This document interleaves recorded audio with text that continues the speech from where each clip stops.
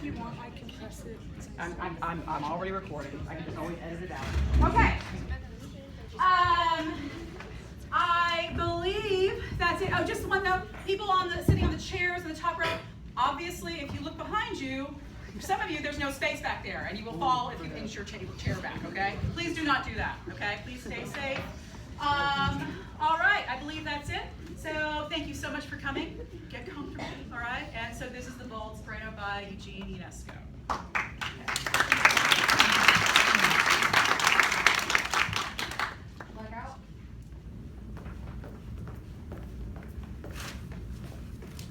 Sound cue 1, mic cue 1. Also, our sound key person is off. I'm so sorry. So we're working on it.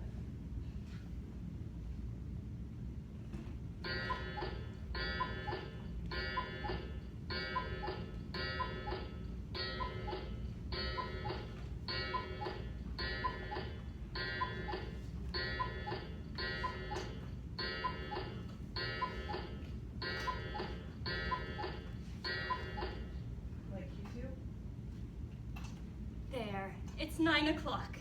We've drunk the soup and eaten the fish and chips. And the English salad. The children have drunk English water. We've eaten well this evening. That's because we live in the suburbs of London and because our name is Smith. The fish was fresh. It made my mouth water. I had 2 helpings. No, 3 helpings.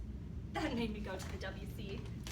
You also had 3 helpings. However, the 3rd time, you took less than the first 2 times. While as for me, I took a great deal more. I eat better than you this evening. Why is that? Usually it is you who eats more. It is not appetite you lack. Our little boy wanted to drink some beer. He's going to love getting tiddly. He's like you. At table, did you notice how he stared at the bottle? But I poured some water into his glass. He was thirsty and he drank it. Helen is like me. She's a good manager, thrifty, plays the piano. She never asks to drink English beer. She's like our little daughter who drinks only milk and eats only porridge. It's obvious that she's only 2. She's named Peggy. Yogurt is excellent for the stomach, the kidneys, the appendicitis, and apotheosis. It was Dr. Mackenzie King who told me that.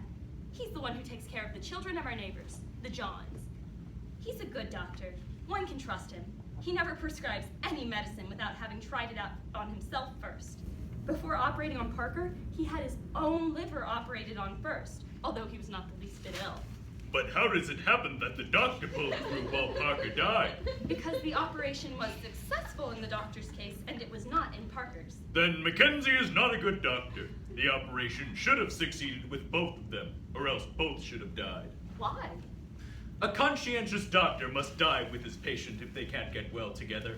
The captain of a ship goes down with his ship into the briny deep. He does not survive alone. One cannot compare a patient with a ship. Why not? A ship has its diseases too. Moreover, your doctor is as hale as a ship. That's why he should have perished at the same time as his patient, like the captain and his ship. Ah, I hadn't thought of that. Perhaps it is true. And then, what conclusion do you draw from this? All doctors are quacks. And all patients, too. Only the Royal Navy is honest in England. But not sailors. Naturally.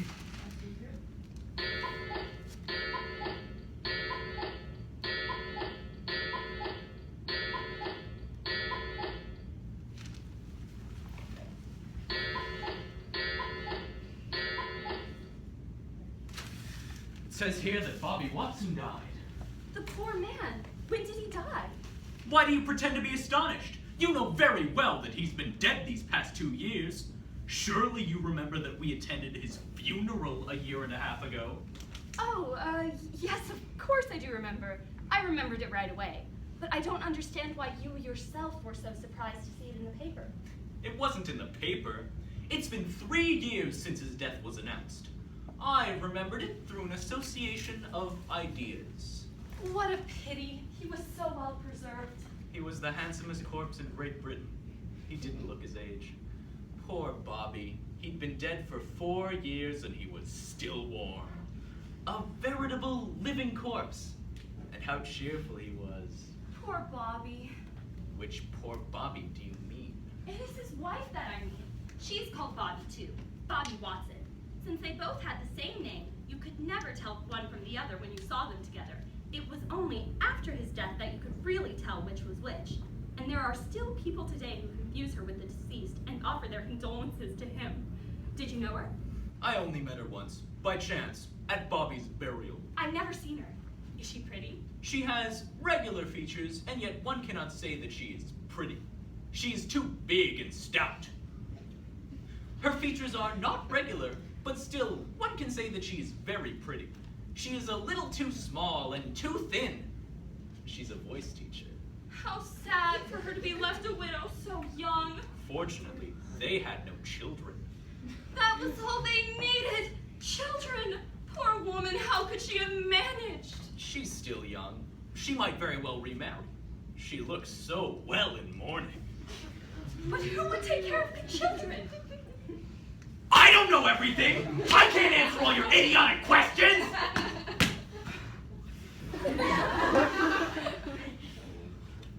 Oh, my little ducky daddles, what a little spitfire you are! You know I only said it as a joke. What a ridiculous pair of old lovers we are. Come, let's put out the lights and go bye-byes. I'm the maid. I spent a very pleasant afternoon. I've been to the cinema with a man and seen a film with some women. After the cinema, we went to drink some brandy and milk and then read the newspaper.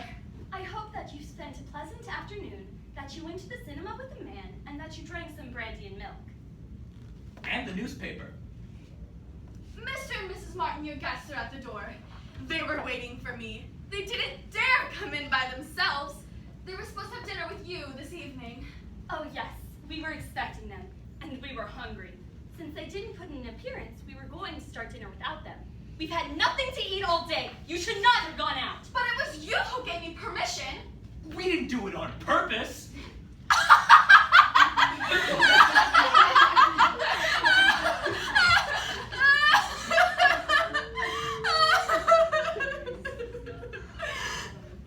I bought me a chamber pot.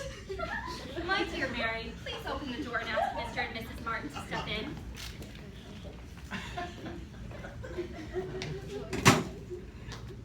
We will change quickly.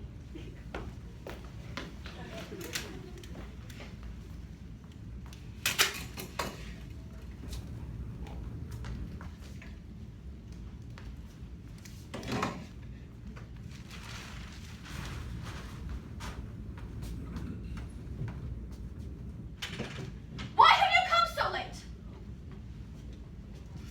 You are not very polite. People should be punctual. Do you understand? But sit down there anyway and wait now that you are here.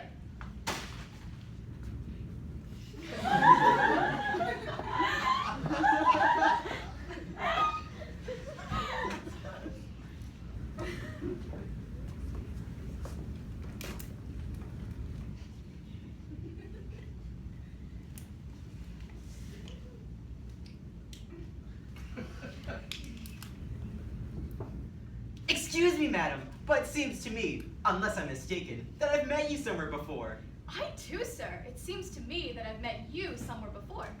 Was it by any chance at Manchester that I caught a glimpse of you, madam? That is very possible. I am originally from the city of Manchester. But I do not have a good memory, sir. I cannot say whether it was there that I caught a glimpse of you or not. Isn't that curious? Only I, madam, I left the city of Manchester about 5 weeks ago. That is curious. What a bizarre coincidence. I too, sir. I left the city of Manchester about 5 weeks ago. Madam, I took the 8:30 morning train, which arrives in London at 4:45. That is curious, how very bizarre, and what a coincidence. I took the same train, sir. I too. How curious that is. I had seat number 3, next to the window, my dear lady. Oh, how curious and bizarre. I had seat number 6 next to the window across from you, my dear sir. How curious that is, and what a coincidence! We were then seated facing each other, my dear lady. It is there we must have caught a glimpse of each other. How curious it is, and what a coincidence. It is indeed possible, my dear sir. However, I do not believe that I recall it. Nor do I, madam.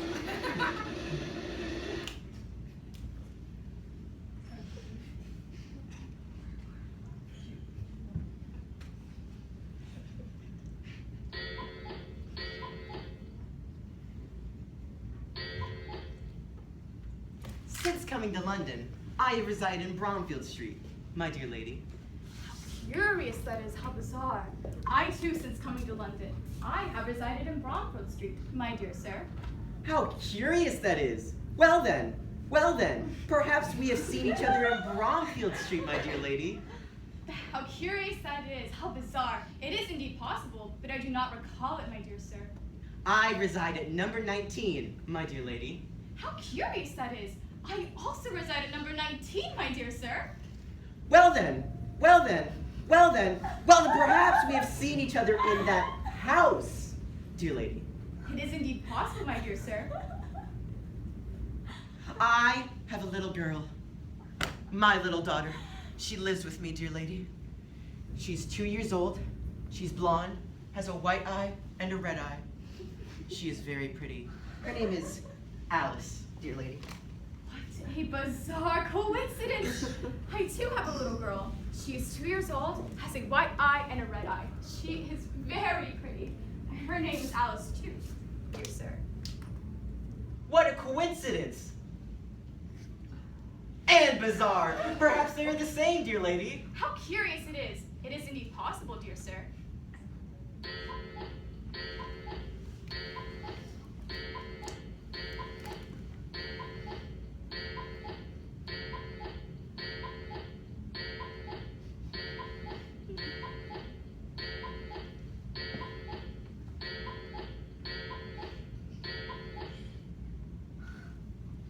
Then, dear lady, I believe there can be no doubt about it. We have seen each other before, and you are my own wife. Elizabeth, I have found you again. Donald, it's you, Donald!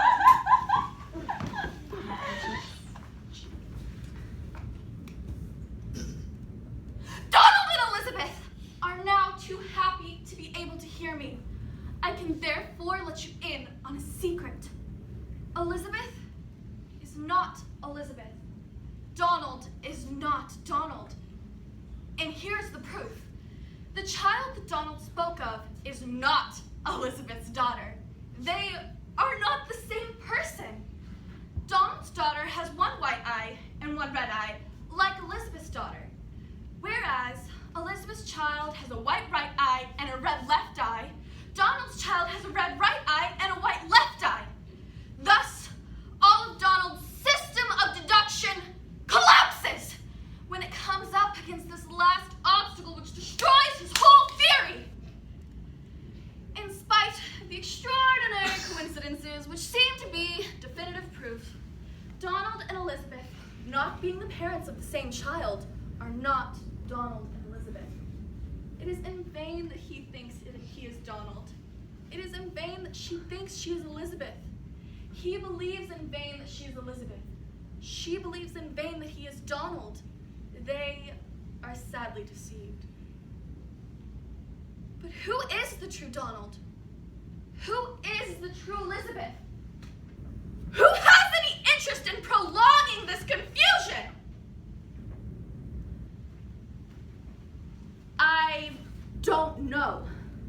Let's not try to know.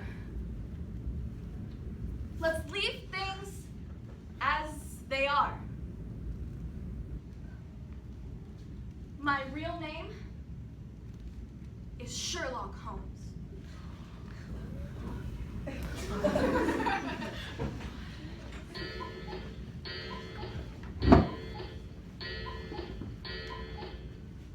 Good evening, dear friend.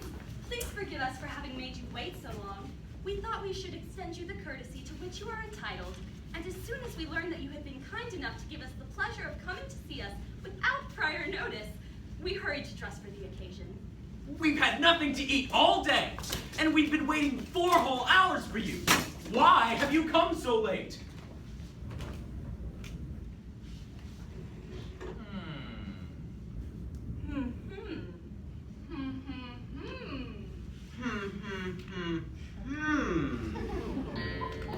Oh, but definitely. We all have colds. Nevertheless, it's not chilly. There's no draft. Oh no, fortunately. Oh dear. Oh dear. Oh dear. Don't you feel well? No, he's wet his hands. Sir, right, you shouldn't. The heart is ageless. That's true. So they say. They also say the opposite. The truth lies somewhere between the two. That's true. Oh well, today witnessed something extraordinary, something really incredible. Tell us quickly, my dear. Oh, this is going to be amusing. At last! Well, today when I went shopping to buy some vegetables, which are getting to be dearer and dearer. Where is it all going to end? Don't interrupt, my dear. It's very rude. In the street, near a cafe, I saw a man, properly dressed, about 50 years old, or not even that, Who? What? Who what? Don't interrupt, my dear. You're disgusting. My dear, it is you who interrupted first, you bore. Hush! What was this man doing? Well, I'm sure you'll say that I'm making it up. He was down on one knee and he was bent over. Oh! Yes, bent over. Not possible. Yes, bent over. I went near him to see what he was doing. And? He was tying a shoelace which had come undone. Fantastic! If someone else had told me this, I'd not believe it. Goodness, someone is ringing. There must be somebody there. I'll go and see.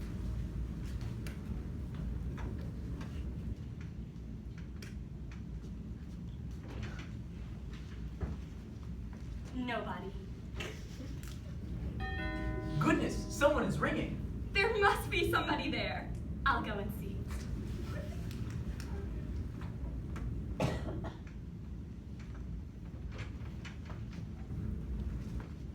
No one. Goodness, someone is ringing. I'm not going to open the door again. Yes, but there must be someone there. The first time, there was no one. The second time, no one. Why do you think that someone is there now? Because someone has rung? That's no reason. What? When one hears the doorbell ringing, that means someone's at the door ringing to have the door opened. Not always. You've just seen otherwise. In most cases, yes. As for me, when I go to visit someone, I ring in order to be admitted. I think that everyone does the same thing, and that each time there is a ring, there must be someone there. That is true in theory, but in reality, things happen differently. You have just seen otherwise. Your wife is right. Oh, you women. You always stand up for each other. Well, I'll go and see. You can't say that I'm obstinate, but you will see that there is no one there.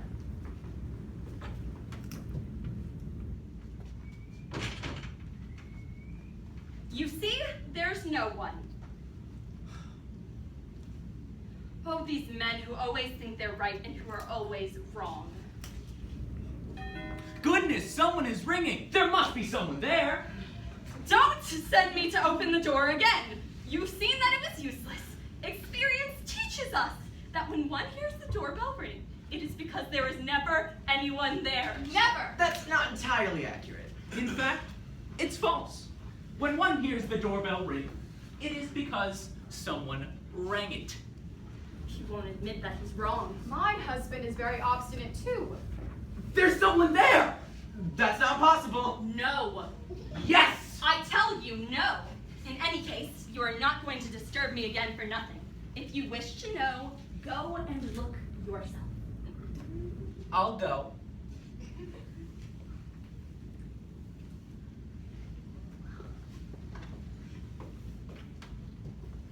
Oh, how do you do? It's the fire chief. Good evening, ladies and gentlemen. Good evening, Mrs. Smith. You appear to be angry. Ah! You see, it's because my wife was a little chagrined at having been proved wrong. There's been an argument between Mr. and Mrs. Smith, Mr. Fire Chief. Mr. Fire Chief, permit me in my turn to ask you several questions. Go right ahead. When I opened the door and saw you, it was really you who had rung the bell? Yes, it was I. You were at the door, and you rang in order to be admitted. I do not deny it. You see? I was right! When you hear the doorbell ring, that means someone rang it. You certainly cannot say that the fire chief is not someone. Certainly not. I repeat to you that I was speaking of the first 3 times, since the 4th time does not count. And did you hear the bell when it rang the first time? No. And that wasn't I either. Perhaps there's You see, someone the else. doorbell rang and there was no one there. But perhaps there was someone else. Were you standing at the door a long time? 3/4 of an hour. And you saw no one? No one. I am sure of that. And did you hear the bell when it rang the second time? Yes, and that wasn't I either. And there was still no one there. Victory! I was right! I am going to reconcile you. You both are partly right. When the doorbell rings, sometimes there is someone, other times there is no one. This seems logical to me. I think so too. Life is very simple, really. Go on and kiss each other. We just kissed each other a little while ago. They'll kiss each other tomorrow. They have plenty of time. Mr. Fire Chief, since you've helped us settle this, please make yourself comfortable, take off your helmet, and please sit down for a moment. Excuse me, but I can't stay long. I should like to remove my helmet, but I haven't time to sit down. I must admit that I've come to see you for another reason. I'm on official business. And what can we do for you, Mr. Fire Chief?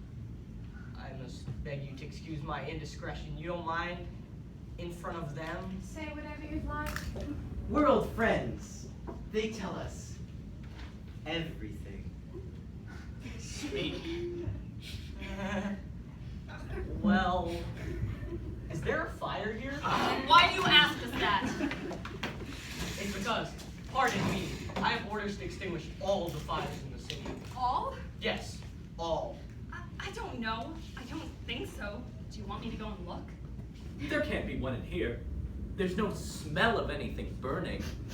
None at all? You don't have a little fire in the chimney, something burning in the attic or in the cellar? A little fire just starting at least? I'm sorry to disappoint you, but I do not believe there's anything here at the moment.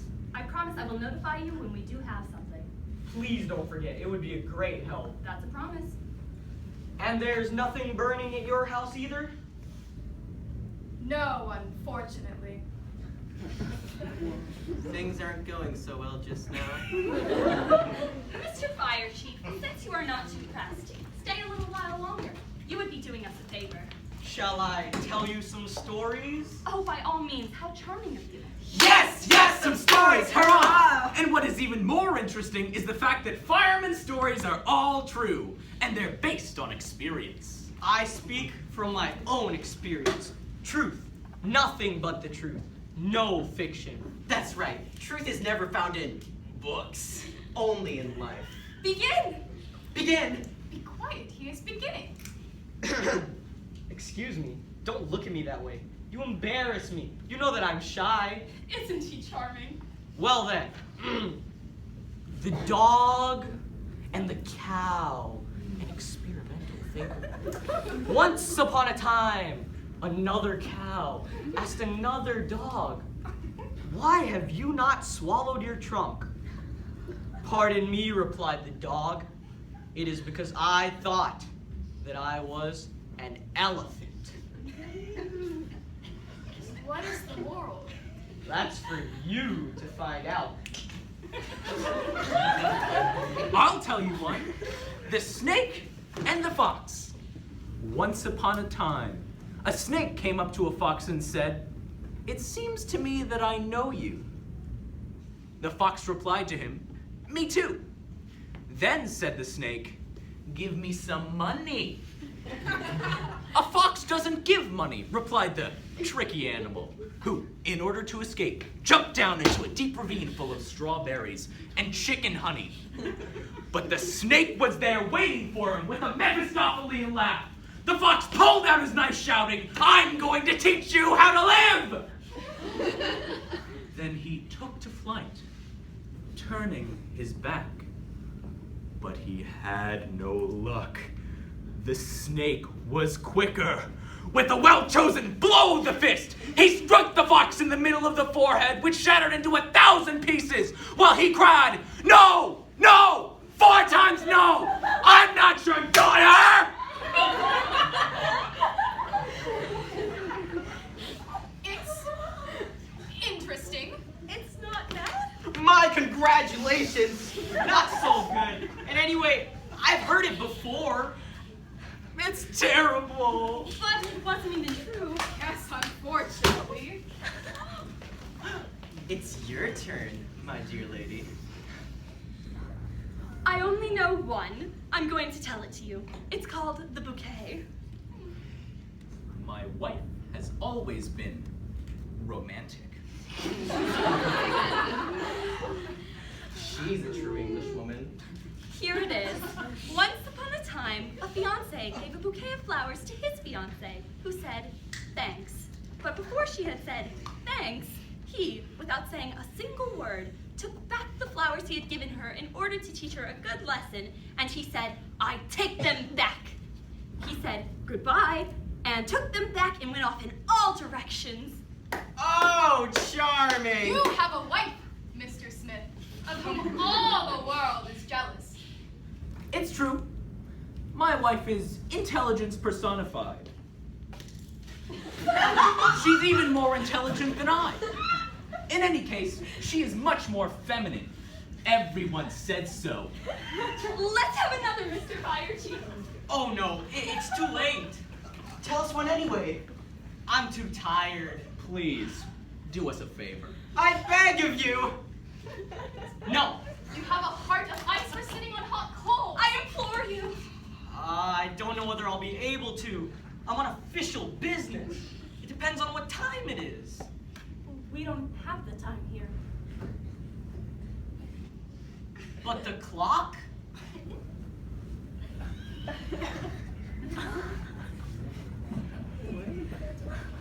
It runs badly. It is contradictory and always indicates the opposite of what the hour really is. Madam, sir! What do you want? What have you come in here for?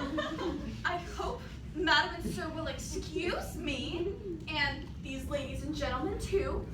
I would like to tell you a story myself. What is she saying? I believe that our friend's maid is going crazy. She wants to tell us a story too. Who does she think she is? Oh! Why are you cutting in? This is really uncalled for, Mary. Oh, but it is she! Incredible. You? Incredible! Here! What does this all mean? You know each other? And how? I'm so glad to see you again, at last. Oh! This is too much. Here in our home in the suburbs of London. It's not proper. It was she who extinguished my first fire.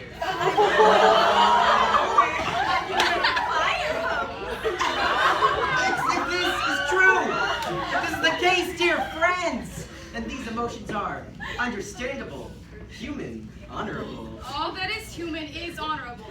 Even so, I don't like to see it here among us. She's not been properly brought up. Oh, you have too many prejudices. What I think is that a maid, after all, even though it's none of my business, is never anything but a maid.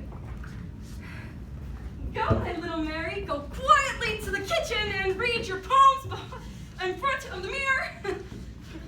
You know, even though I'm not a maid, I also read my poems before the mirror. This morning, when you looked at yourself in the mirror, you didn't see yourself. That's because I wasn't there yet. All the same, I could, perhaps, recite a little poem for you. My little Mary, you are frightfully obstinate. I'm going to recite a poem then.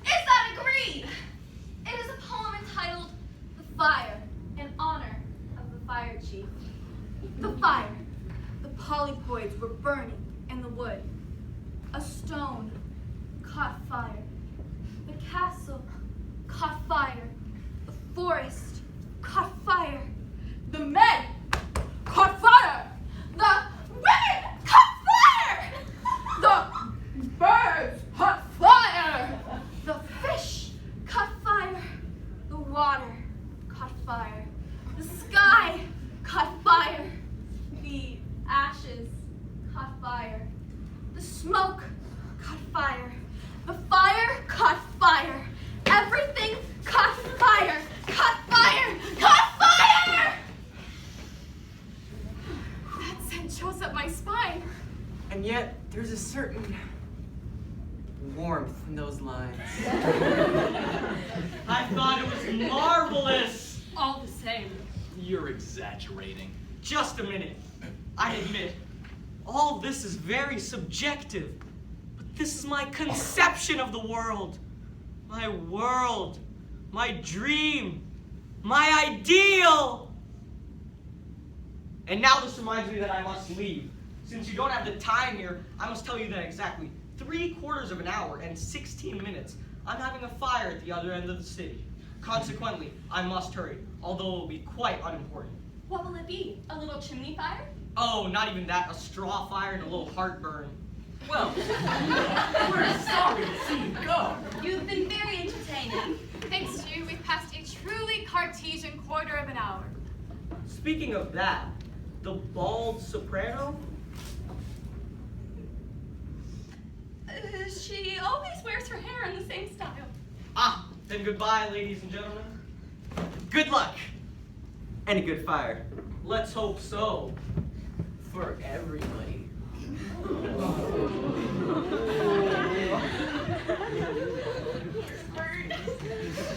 I can buy a pocket knife for my brother, but you can't buy Ireland for your grandfather. One walks on his feet, but one heats with electricity or coal. He who sells an ox today will have an egg tomorrow. In real life, one must look out of the window. One can sit down on a chair when a chair doesn't have any. One must always think of everything. The ceiling is above, the floor is below. When I say yes, it's only a manner of speaking. To each his own. Take a circle, caress it, and it will turn vicious. A schoolmaster teaches his pupils to read, but the cat suckles her young when they're small. I prefer a bird in a bush to a sparrow in a barrel. Rather steak in a chalet than gristle in a castle. An Englishman's home is truly his castle. I don't know enough Spanish to make myself understood. Don't be turkeys. Rather kiss the conspirator. Charity begins at home. I'm waiting for the aqueduct to come see me at my windmill. One can prove that social progress is definitely better with sugar. To hell with polishing. One doesn't polish spectacles with black wax. Yes, but with money, one can buy anything. I'd rather kill a rabbit than sing in a garden. Cockatoos. Cockatoos? Cockatoos. Cockatoos. Cockatoos. Cockatoos. Cockatoos. Cockatoos. Cockatoos. Cockatoos. Such caca! Such caca! Such caca! Such caca! Such caca! Such caca! Such caca! Such caca! Such caca! Such cascades of caca. Such cascades of caca. Such cascades of caca. Such cascades of cacas. Such cascades of cacas. Such cascades of cacas. Such cascades of cacas. Dogs have fleas. Dogs have fleas. Cactus, coccyx, crocus, cock-gated cockroach. Encasker you encask us! I'd rather lay an egg in a box than go and steal an ox. I think that's my teeth. Crocodile? Let's go and slap Ulysses. I'm going to live in my cabana among my cacao trees. Cacao trees on cacao farms don't bear coconuts, they yield cocoa. Cacao trees on cacao farms don't bear coconuts, they yield cocoa. Cacao trees on cacao farms don't bear coconuts, they yield cocoa. Mice have lice. Lice have mice. Don't roosh my brooch. Don't smooch the brooch. Groom the goose, don't goose the groom. The goose grooms. Groom you too. Groom the bridegroom. Groom the bridegroom. Seducer seduced. Scaramouche. Son to two. Don't take a douche. I've been goosed. Son to do stoops to my cartouche. Who'd stoop to blame? And I'd never choose to stoop. Robert. Browning. Roger. Kipling. Robert Kipling. Roger Browning. A-E-I-O-U. A-E-I-O-U. A-E-I-O-U. I. B, C, D, F, G, L, M, N, P, R, S, T, V, W, X, Z. From sage to stooge. From sage to sturge. Choo, choo, choo, choo, choo, choo, choo, choo, choo, choo. It's Not that. way. It's Over here. It's not that way, it's over here. It's not that way, it's over here. It's not that way, it's over here. It's not that way, it's over here.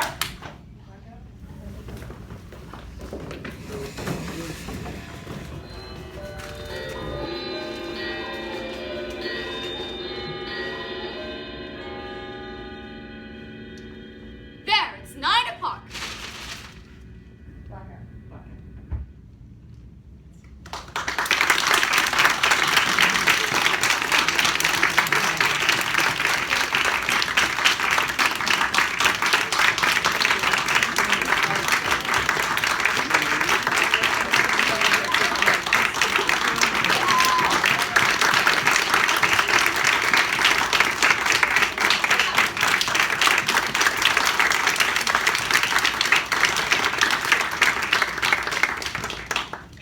Yeah.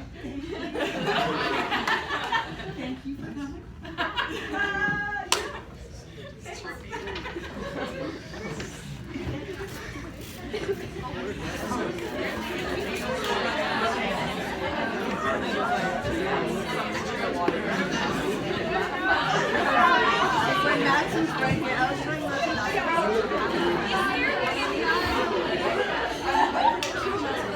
Why do you think I was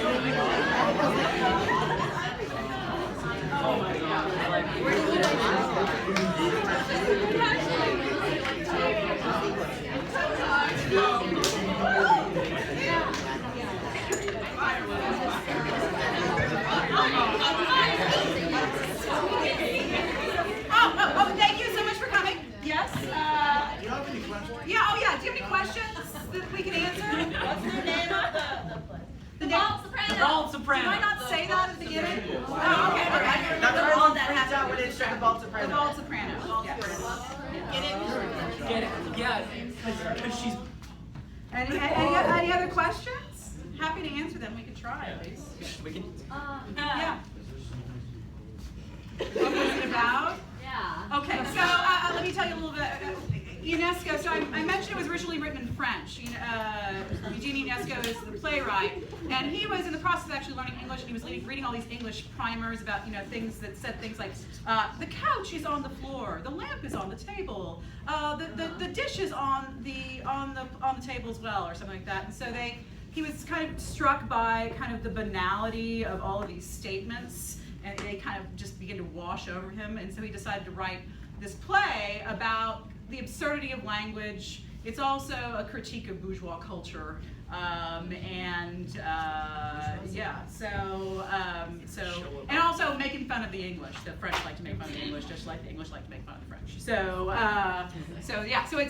it's an anti-play. It's absurdist. It's not supposed to have a rational, a logical through line that you understand very clearly. It's just to, in essence, supposed to show the randomness and the lack of ability to understand the world. The world's not really understandable. So that's his point. And language eventually degenerates and it ends in chaos. So that's it.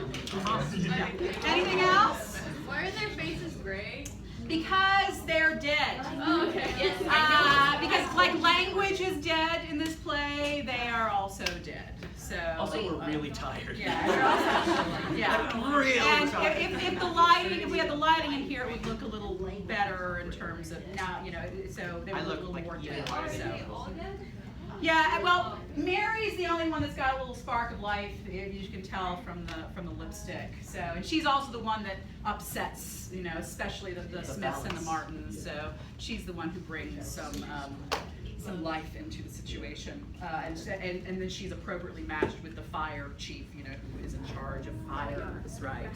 So, okay. Anything else? Well, thanks for watching. Thank you.